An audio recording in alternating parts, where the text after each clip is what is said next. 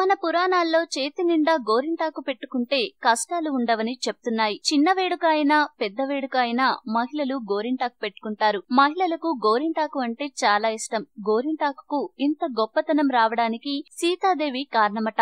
అది ఎలా అంటే, సీతాదేవిని రావణాసురుడు అపహరించినప్పుడు సీతాదేవి తన కష్టాలను గోరింటాకు చెట్టుతో చెప్పుకునేది. రాముడు రావణాసురుణ్ణి సంహరించి సీతాదేవిని తీసుకువెళ్లే సమయంలో సీతాదేవి గోరింటాకు చెట్టును ఏదైనా వరాన్ని కోరుకోమని అంటుంది. అప్పుడు గోరింటాకు చెట్టు, నాకు ఏమీ వరాలు వద్దు, మీలాగా లోకంలో ఉన్న మహిళల ముఖాలు సంతోషంతో కలకలలాడుతూ ఉండాలని కోరుకుంటుంది గోరింటాకు చెట్టు. దాంతో సీతాదేవి గోరింటాకు చెట్టుకు ఓ వరమిచ్చింది. గోరింటాకు చెట్టును ఎవరు ప్రార్థిస్తారో, వారి చేతుల్లో గోరింటాకు పెట్టుకుంటారో వారికి సకల సంపదలు సుఖ సంతోషాలు చేకూరుతాయి, వారి జీవితం సంతోషకరంగా ఉంటుందని చెప్తుంది. అప్పట్నుంచి పెళ్లిళ్లలో గోరింటాకు పెట్టుకోవడం రివాజుగా మారింది. మహాలక్ష్మిని ధ్యానిస్తూ చేతి నిండా గోరింటాకు పెట్టుకుంటే మహాలక్ష్మి అనుగ్రహం లభించటమే కాకుండా ఎటువంటి కష్టాలు ఉండవు.